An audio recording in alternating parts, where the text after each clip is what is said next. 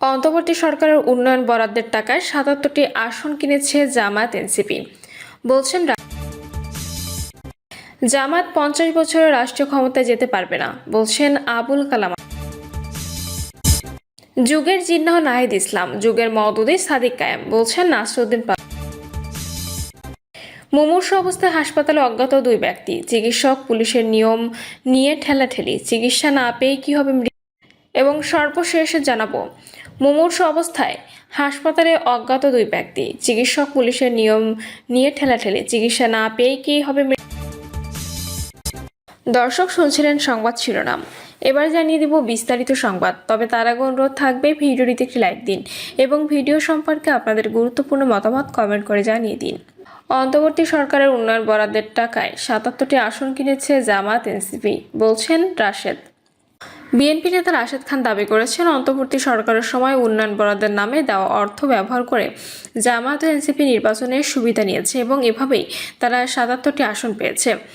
রাশেদ খান প্রশ্ন তুলে বলেন, অন্তর্বর্তীকালীন সরকারের সময় জেলা পরিষদের তহবিল থেকে কুমিল্লার দেবিদ্বার উপজেলায় উন্নয়নের জন্য কেন এনসিপি নেতা হাসনাত আবদুল্লাহ 10 কোটি টাকা পেয়েছিলেন। তিনি জানতে চান সে সময় হাসনাত আবদুল্লাহ সরকারের কোনো উপদেষ্টা বা দায়িত্বশীল পদে ছিলেন কিনা।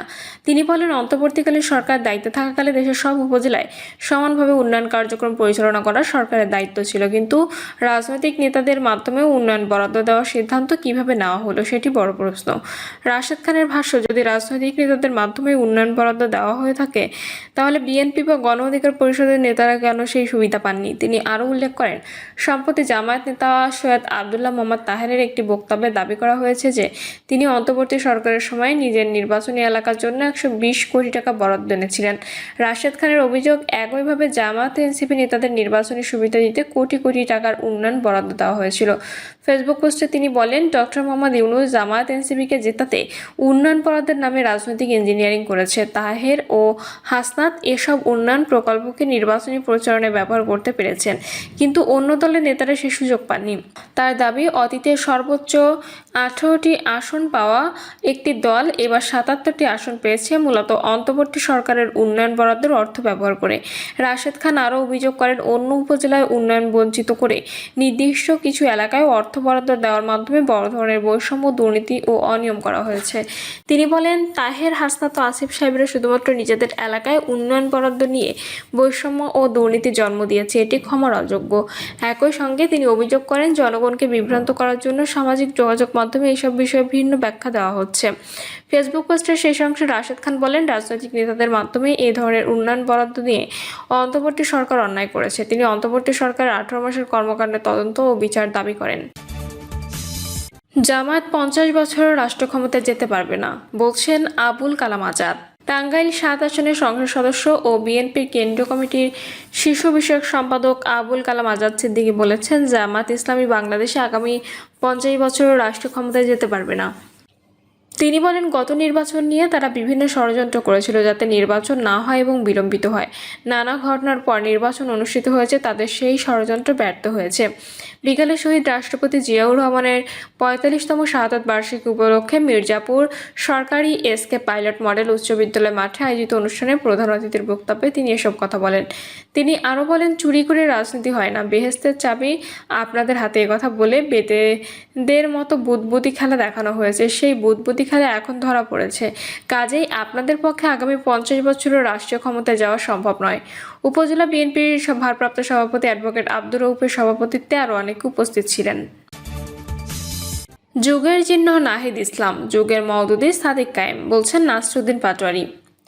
জাতীয় নাগরিক পার্টির মুখ্য সমন্বয়ক নাসরুদ্দিন পাটোয়ারি সামাজিক যোগাযোগ মাধ্যম ফেসবুকে একটি সংক্ষিপ্ত পোস্ট দিয়েছেন।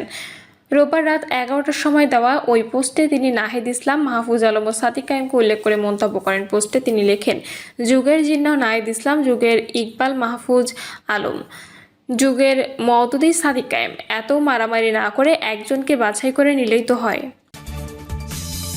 মুমূর্ষু অবস্থায় হাসপাতালে অজ্ঞাত দুই ব্যক্তি, চিকিৎসক পুলিশের নিয়ম নিয়ে ঠেলাঠেলি, চিকিৎসা না পেয়ে কি হবে মৃত্যু। পুলিশ ও চিকিৎসকের নিয়ম নিয়ে ঠেলাঠেলিতে অজ্ঞাত পরিচয়ে দুই ব্যক্তির উন্নত চিকিৎসার হুমকির মুখে পড়েছে। তারা দুজন গাইবান্ধার সাঘাটা উপজেলা স্বাস্থ্য কমপ্লেক্সে অত্যন্ত মুমূর্ষু অবস্থায় ভর্তি আছেন। আশঙ্কা করা হচ্ছে উন্নত চিকিৎসা না পেলে তাদের মৃত্যু হতে পারে, কিন্তু নিয়মের কারণে তারা সেই চিকিৎসা পাচ্ছেন না। জানা গেছে, রোববার সকাল 10টার দিকে বোনারপাড়া রেলওয়ে স্টেশনের প্ল্যাটফর্মে আনুমানিক 40 বছর বয়সী অজ্ঞাত পরিচয়ে দুই ব্যক্তিকে অচেতন অবস্থায় পড়ে থাকতে দেখা যায়। পরে বোনারপাড়া রেলওয়ে পুলিশ তাদেরকে উদ্ধার করে চিকিৎসার জন্য সকাল 11:30টার দিকে সাঘাটা উপজেলা স্বাস্থ্য কমপ্লেক্সে ভর্তি করে। হাসপাতালে ভর্তি হওয়ার পর চিকিৎসা শুরু হলেও ধীরে ধীরে তাদের শারীরিক অবস্থার অবনতি হতে থাকে। স্বাস্থ্য কমপ্লেক্সের চিকিৎসা সংশ্লিষ্টরা জানিয়েছেন, ওই দুই রোগীর শরীরে বিষক্রিয়ার লক্ষণ রয়েছে। ধারণা করা হচ্ছে জমিতে ব্যবহারের কীটনাশক বা আগাছা মারার জন্য যে বিষ ব্যবহার করা হয়, এই দুই ব্যক্তিকে তা খাওয়ানো হয়েছে। একই সাথে চেতনানাশকের সংমিশ্রণ থাকতে পারে বলেও ধারণা দেন চিকিৎসা সংশ্লিষ্টরা। তারা জানান, রোগীদের অবস্থা আশঙ্কাজনক হওয়ায় দ্রুত উন্নত চিকিৎসার জন্য গাইবান্ধা জেনারেল হাসপাতাল বা রংপুর মেডিকেল কলেজ হাসপাতালে স্থানান্তর করা জরুরি হয়ে পড়েছে। তবে জটিলতা তৈরি হয় প্রশাসনিক নিয়ম মেনে। হাসপাতালের সংশ্লিষ্টদের দাবি, যেহেতু এই দুই রোগীকে পুলিশ রেফারেন্সে ভর্তি করা হয়েছে, তাই সংশ্লিষ্ট পুলিশের সম্পৃক্ততা ছাড়া তাদের অন্যত্র রেফার কিংবা পাঠানো সম্ভব নয়। ফলে প্রয়োজনীয় সময়ে রেফার প্রক্রিয়া আটকে যায়। অন্যদিকে বোনারপাড়া রেলওয়ে পুলিশ সংশ্লিষ্টরা জানান, অজ্ঞাত পরিচয় দুই ব্যক্তিকে উদ্ধার করা সহ হাসপাতালে ভর্তি করে চিকিৎসার ব্যবস্থা করা হয়েছে। পরবর্তী চিকিৎসা বা রেফারের বিষয়টি হাসপাতাল কর্তৃপক্ষের সিদ্ধান্ত। এই অবস্থায় দায়িত্ব কার, পুলিশ নাকি চিকিৎসকের, তা নিয়ে টানাপোড়েন পড়েছে পুরো বিষয়টি। এ ব্যাপারে সাঘাটা উপজেলা স্বাস্থ্য কমপ্লেক্সের emergency medical officer Abdullah Al Faruk বলেন, রোগীর লক্ষণ দেখে আমরা ধারণা করছি তাদের বিষক্রিয়া হয়েছে। ধারণা করা হচ্ছে জমিতে ব্যবহারের কীটনাশক বা আগাছা মারার জন্য যে বিষ ব্যবহার করা হয়, এই দুই ব্যক্তিকে তা খাওয়ানো হয়েছে। চেতনানাশকের সংমিশ্রণও থাকতে পারে।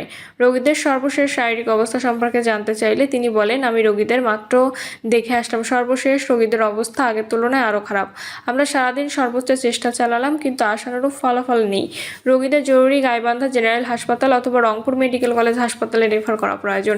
এই ধরনের কেসগুলো মেডিকেল কলেজে হ্যান্ডেল করা হয়। তিনি জানান, তাদের বিষক্রিয়া কাটার জন্য যে ওষুধ লাগবে সেটা পর্যন্ত দেওয়া হয়েছে। এমনকি অনুরোধ করে ফুলছড়ি স্বাস্থ্য কমপ্লেক্স থেকেও মেডিসিন সংগ্রহ করা হয়েছে।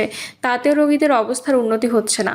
রোগীদের অবস্থা সময়ের সঙ্গে সঙ্গে খারাপ হচ্ছে। রোগীদের উন্নত চিকিৎসার জন্য পাঠানোর জটিলতার প্রশ্নে এর চিকিৎসক বলেন, পুলিশের রেফারেন্সে রোগীদের ভর্তি করা হয়, সেহেতু আমরা চাইলেই কিছু করতে পারি না। বিষয়গুলো এমন জটিল, এগুলো পুলিশ কেস। পুলিশ মুভ না করলে আসলে আমাদের কিছু করার থাকে না। এটা ইতিমধ্যে সংশ্লিষ্ট সকলকে ইনফর্ম করা হয়েছে।